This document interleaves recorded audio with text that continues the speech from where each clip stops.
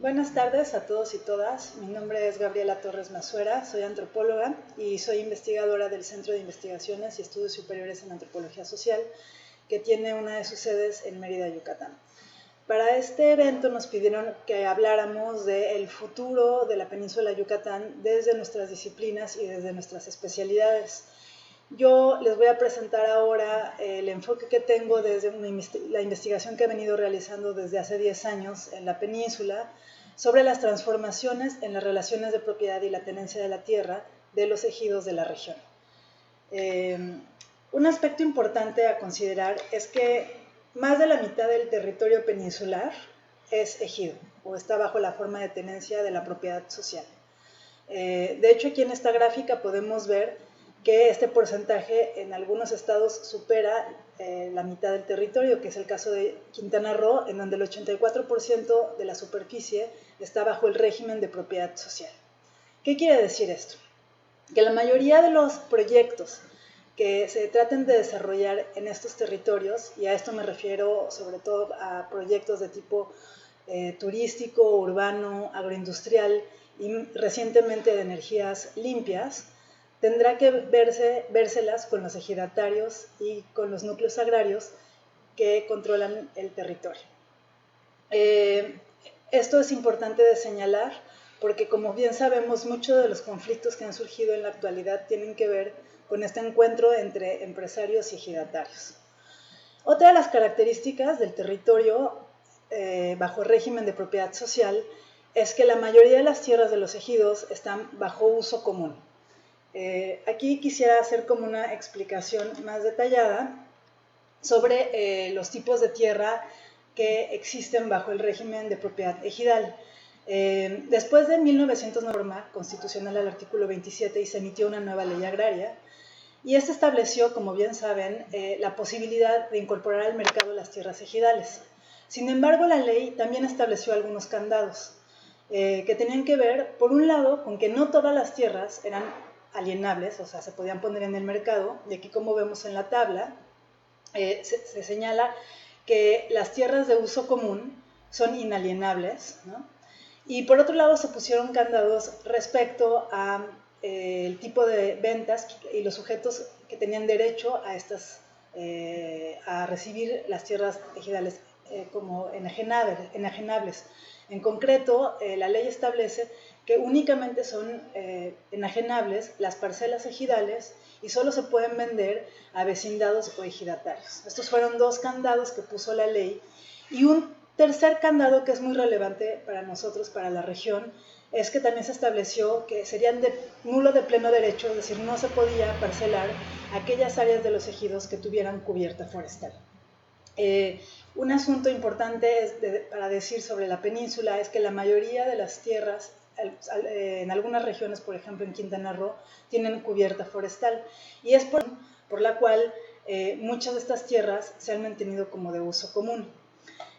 La reforma legal que se promovió en 1992 tuvo como objetivo, ya dije, finalizar con el reparto agrario y poner a la venta las tierras ejidales, facilitar la puesta al mercado de estas tierras, pero para lograrlo se estableció un programa que generaba la certificación de los núcleos agrarios. Este programa se llama Programa Procede y en la región pasó bastante fácil en comparación de otras regiones con población indígena, sin mayores conflictos, y la característica es justamente que la mayoría de los ejidos que aceptaron el programa, y esto me refiero a un 95% de los ejidos que lo aceptaron, mantuvieron la mayor parte de sus tierras como de uso común. Esta gráfica nos da una idea de la proporción de tierras que están bajo uso común y aquellas tierras que fueron parceladas. Esto es, ahora lo vamos a ver más en mapa, y aquí podemos ver en este mapa en donde están las tierras en verde, que son las tierras de uso común de los ejidos, y las tierras en azul, que son aquellas tierras parceladas, que existe una pauta respecto a este parcelamiento, y esta pauta tiene que ver con las tierras, el uso que se le da a las tierras. Algunas de las regiones donde se parceló hay ganadería, en otras hay un desarrollo urbano, como podemos ver alrededor de Mérida. Un aspecto que poco se señala es que el programa Procede generó este parcelamiento, pero como pueden imaginarse, en muchos de los ejidos donde se parceló había cubierta forestal, y esto quiere decir que se infringió la ley para generar este parcelamiento. Después de este programa ha habido un conjunto de nuevos parcelamientos en los ejidos. Esta gráfica nos muestra el parcelamiento que se ha generado desde 1993 y hace un comparativo entre lo que se hizo con el programa Procede y lo que se hizo después del Procede, así como el cambio a dominio pleno, que quiere decir la desincorporación de las tierras ejidales parceladas y su incorporación al régimen de propiedad privada. Aquí empieza la parte más interesante, y es que si bien la ley permite, como ya dije, la puesta en el mercado de las tierras ejidales, puso candados y no todos los actores tienen la capacidad para promover esta privatización de las tierras. Y es aquí cuando empezamos a ver un conjunto de conflictos. Aquí en esta gráfica podemos ver que también hay pautas de parcelamientos en la región que no siempre tienen que ver con proyectos de desarrollo amplios, y justamente mi investigación ha tratado de explicar por qué en ciertos momentos hubo más parcelamiento que en otros, y esto cómo ha generado conflicto social entre los ejidos.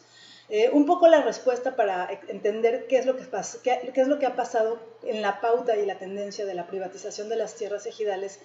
Es decir, que generalmente son actores externos o empresarios quienes han promovido estos parcelamientos, que existe un gran costo de transacción para generar estos parcelamientos, porque hay candados, como ya expliqué, y porque cuesta juntar una asamblea, tener un notario, lograr la aquiescencia de los ejidatarios, la compra de las tierras. No todo el mundo lo puede promover.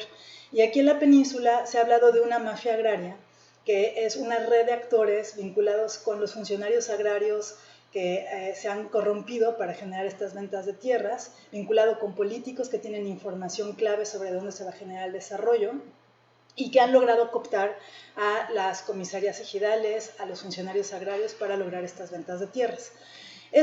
Aquí podemos ver un poco entonces qué regiones se han generado estos parcelamientos de tierras, y muchos de esos parcelamientos, como se ven, están en zonas con cubierta forestal, lo cual significa que han sido ilegales. Un poco este es un panorama amplio de la transformación, la reconfiguración territorial de la península desde que comenzó este programa Procede en los 90s, y el tipo de transformación sobre las relaciones de propiedad y las formas de tenencia, vinculada además a proyectos concretos agroindustriales, urbanos y también de energías renovables. El panorama hoy en día en la península es una transformación muy fuerte de los ejidos, que ha conllevado a conflictos. Aquí vemos en esta gráfica un aumento de conflictos a partir del 2015. Y este es un aspecto que es interesante de reflexionar y explorar, porque muchos de estos ejidos sí estaban o estuvieron de acuerdo con las ventas de ciertas áreas de sus ejidos hasta los años 2010. Pero empezó a haber un conjunto de conflictos relacionados a distinto tipo de situaciones. Una de ellas tiene que ver justamente con la incorporación de esta mafia agraria, de estos actores fuertes que corrompieron al sector agrario y que empezaron a tener mucho más control sobre los ejidos. En trabajo de campo me topé con varios habían dado el poder total sobre las decisiones de la asamblea a abogados que estaban manipulando a las asambleas, que estaban generando actas para vender las tierras sin notificar a los ejidatarios, y esto empezó obviamente a generar mucho descontento. Empezaron a haber, digamos, muchos artilugios que yo he descrito muy bien en otros textos, que explican un poco el enojo que empezó a generarse dentro de los ejidos. Y aquí yo hice un listado, un poco una tipología de las situaciones que han generado reclamos asociados a un despojo de tierra de los ejidos, y que muchos de estos se han judicializado y han llegado además a los tribunales.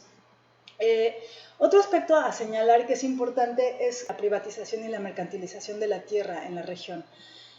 Algo que me interesa mucho destacar es que la venta de tierras ha generado mucho más tensión dentro de muchos de los ejidos que tienen mayor plusvalor de sus tierras. Algunos de ellos han vendido ya más del 70% de su territorio, y entonces esto hace que en menos tierra haya más conflicto de los ejidos, de los ejidatarios, y no solo los ejidatarios, sino también otros sujetos de derecho bajo las normas vernáculas, que son los comuneros. Hay un incremento también de desigualdad socioeconómica y política entre los ejidatarios y los no ejidatarios, ¿no? O sea, los ejidatarios toman decisiones sobre este territorio que afecta a todos, pero los demás pobladores no tienen derecho a decidir sobre estos territorios.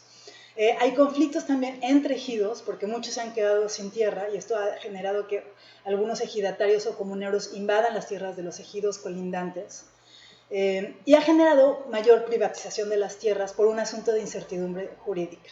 Este es el panorama que yo estoy viendo en la península de Yucatán. Es un panorama que es preocupante y que se enfrenta además ahora a otro megaproyecto que es el Tren Maya. Entonces vamos a observar qué es lo que sucede. Muchas gracias y comenzamos la discusión.